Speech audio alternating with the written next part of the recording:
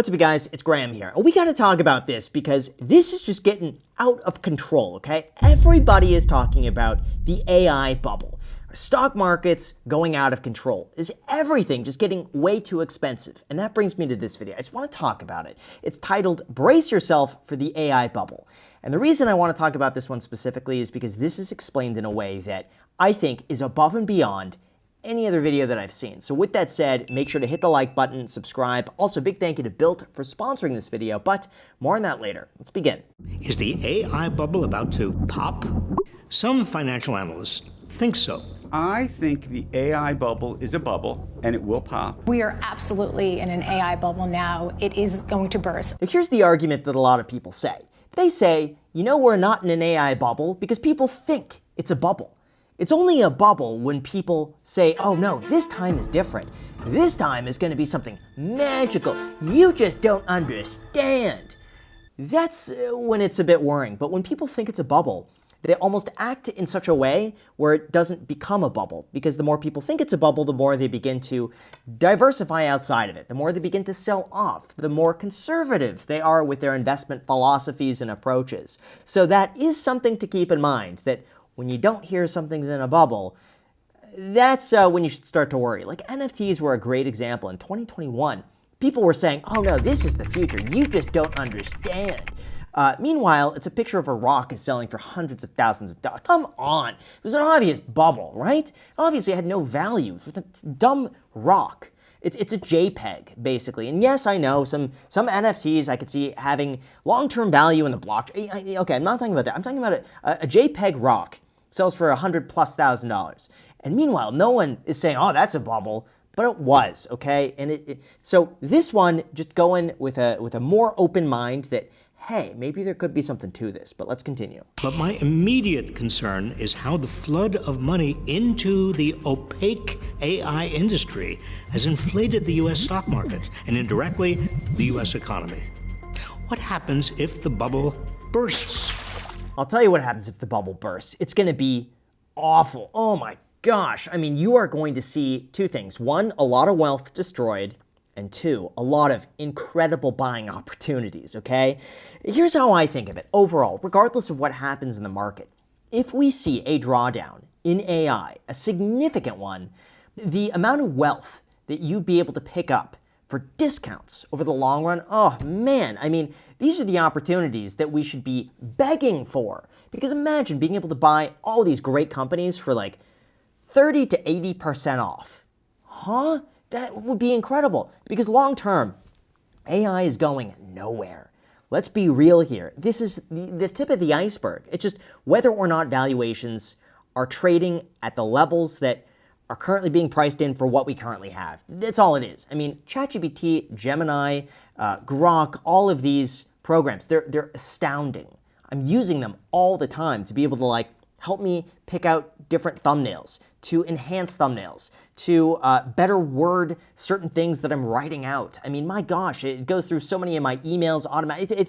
It's incredible. So you can't tell me that this isn't gonna completely disrupt the entire industry. Like even lawyers, my gosh, I'm running contracts now through ChatGPT and it's saving me like $300 an hour for standard contract lawyer work. It is insane. So it's whether or not the valuations that we're seeing today match the expectations of what's happening right now. An asset generates excitement among investors because its value starts rising. As more and more investors borrow piles of cash to get in on the action, the bubble grows. But when it becomes evident that way too much has been invested relative to the potential for profits, the bubble bursts. Yep. And that's what we have to currently contend with. And the thing with this market is that we have no idea how big it's going to get, how long it's going to continue, and even if it's a bubble, let's just say it is, okay? Who's to say it's not going to triple from here and then crash 50%, and the net is still going to be higher than where we are today? Like even look at Michael Burry with the housing crisis. He called it years before it actually popped. Years. And he had the potential to lose a ton of money. Like imagine placing a large short bet for the housing market and then losing money and then losing money and then losing money. And then people calling you crazy and you're losing more money. And you think to yourself, oh man, maybe I'm wrong. Imagine if he thought he was wrong. cut his losses, just took a huge L on that, and then the housing market crashed. Like, it's really difficult to figure out. The only people that consistently made money in housing, by the way, were just the people that bought and held and did nothing. Even if you bought in 2006. In 2010, you would look like an idiot. Oh my gosh, people would be laughing at you. Why did you buy a house like that? Now the same houses are trading for, 70% less. Ha ha ha. Today, on the other hand, had you just held and done nothing, people would be looking and be like, oh man, I wish I could have bought a house in 2006. Oh, now housing prices are 5x what they used to be back then. That's why I tend to believe the best things for most people to do, just keep buying consistently and holding. And if the price falls, buy even more. And if it falls, buy even more. And if it goes up in value, buy even more. It's simple. It's often the case that the biggest investors with inside information notice the bubble and cash out before it bursts.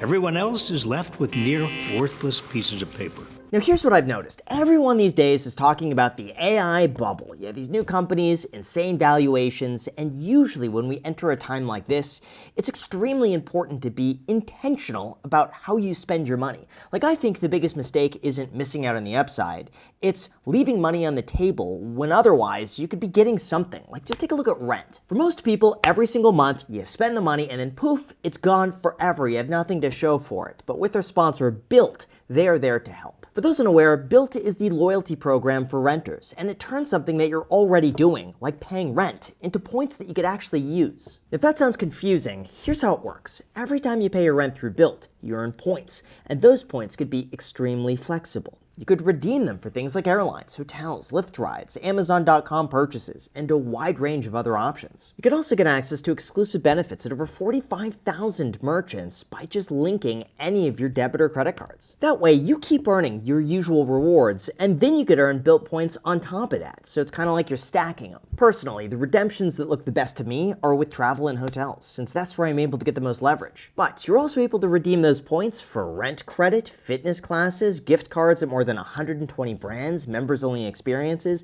and even put those points towards a home down payment or towards your student loan balances. So if we're heading into a time where being intentional about your spending is more important than ever, this is one of those optimizations that actually makes sense. Plus, it's incredibly easy. It's free to join, it works no matter where you live, and you could start earning rewards on your rent immediately. Just make sure to use the link down below in the description or the QR code on the screen so that they know I sent you.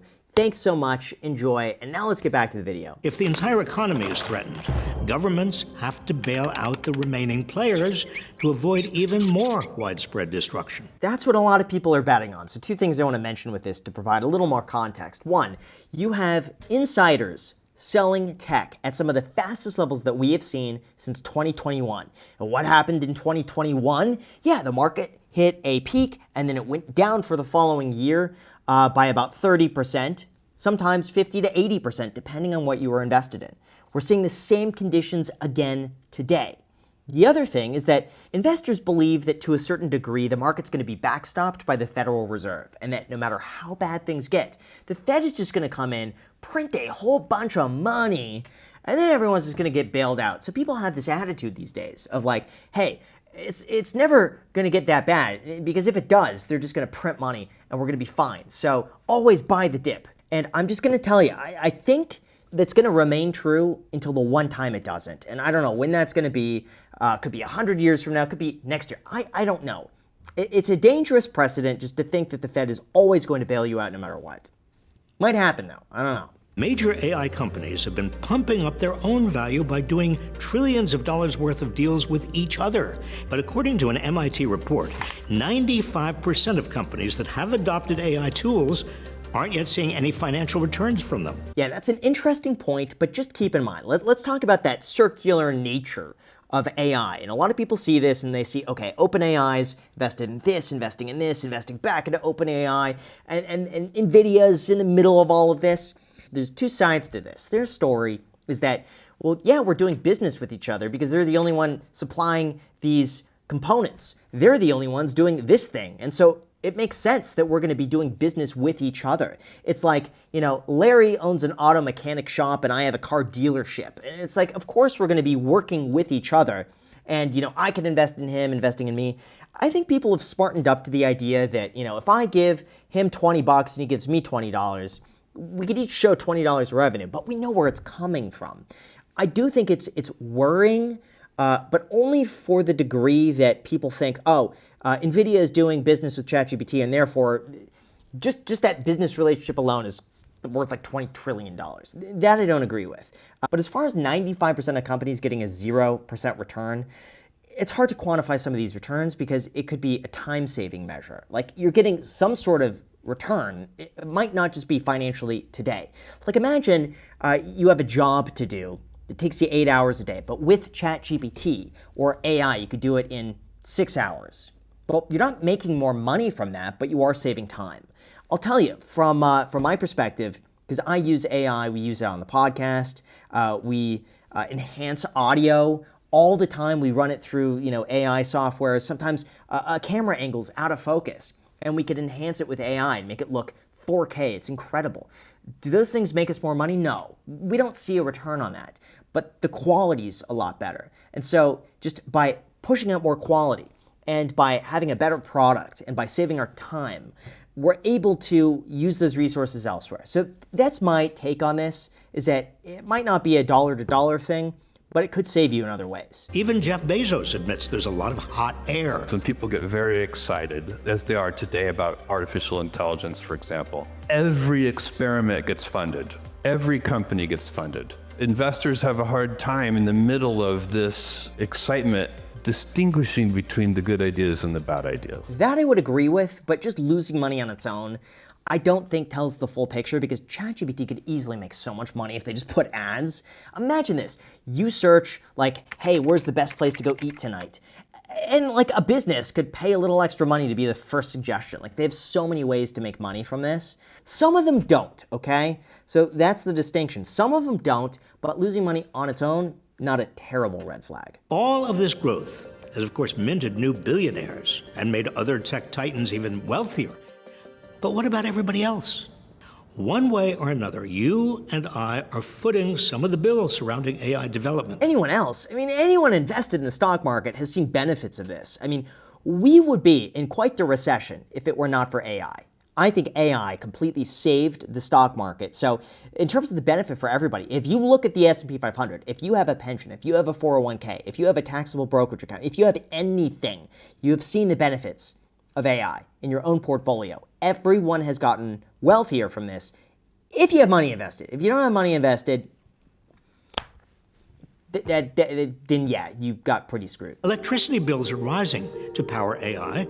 Communities are seeing their water sources depleted. Data centers do create some jobs, but many are temporary and don't amount to nearly as many jobs as the ones that could be lost. Here's going to be the big one, though, is energy costs. Energy prices are expected to soar through the roof. That's how you're going to be paying for it. You know what? Because they're pulling so much from the grid, and we are so far behind. This is one of those, in my opinion, a ticking time bomb, that energy usage is expanding so quickly, and we just don't have the capability to satisfy that without prices skyrocketing, and it takes such a long time to set up energy infrastructure to power all this. So all of a sudden, there's going to be an intersection there where we're not able to supply enough electricity to meet all the demand. And that's going to be a doozy. So that's how it's going to affect everyone. On top of that, as far as taking jobs, yes, most likely some industries are going to be completely annihilated. I think it's going to weed out the bottom 20%. So I would say if the bottom 20% of any industry, if that's you, unfortunately, that's something to be made aware of now. Like, it's good now to be able to get ahead of it. But yeah, I think the bottom 20% across the board, probably able to eliminate to some degree with AI.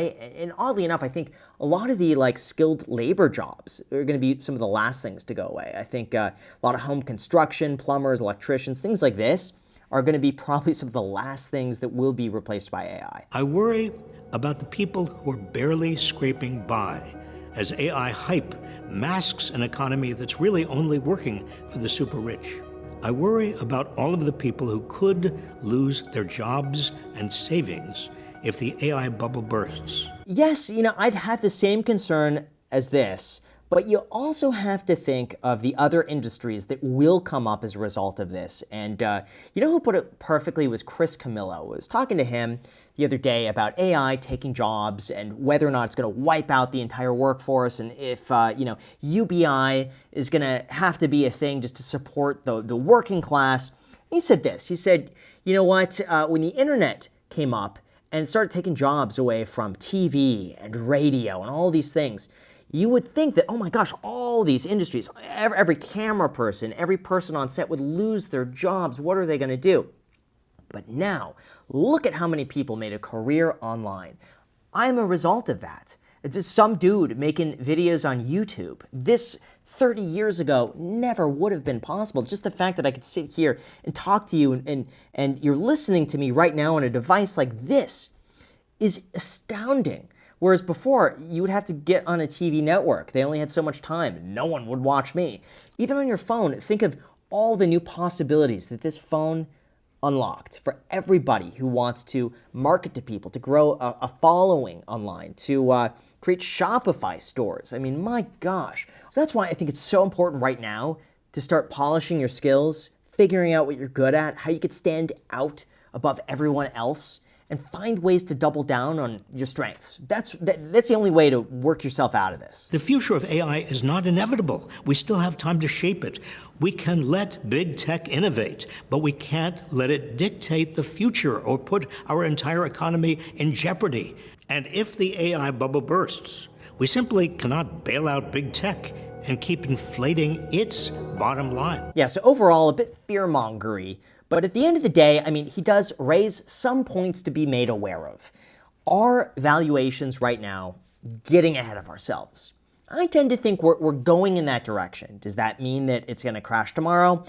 Probably not. It could continue for many, many, many more years, or this could be something that you don't really see a crash because all of a sudden the government gets involved. They want to be the first ones to reach general artificial intelligence, and they're pumping a lot of money in this. I mean, the government could just print as much money as they want to. It's meaningless at this point. So with that said, I think the best things you could do, one is you got to be irreplaceable at your job. You got to be really good at what you do. If you're not good at it, you got to find something that you're good at, something that you could work on that will bring in some consistent income. Beyond that, though, you got to be invested. Even if the market falls, great time to just keep buying. You buy and hold.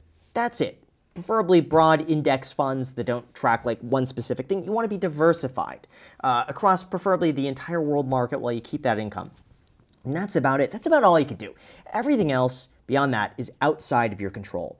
The other thing in your control, by the way, is whether or not you hit the like button and subscribe if you haven't done that already, because that you can do. And by doing that, you get more videos like this. And it makes me really happy to look at the like ratio on the video and be like, oh, great, people enjoyed that video. They're commenting, and I could respond to those comments. And hey, also make sure to check out our sponsor, Built, down below in the description as well. Because again, if you're spending money on rent, you may as well get something back than nothing. So enjoy. Thank you so much, and until next time.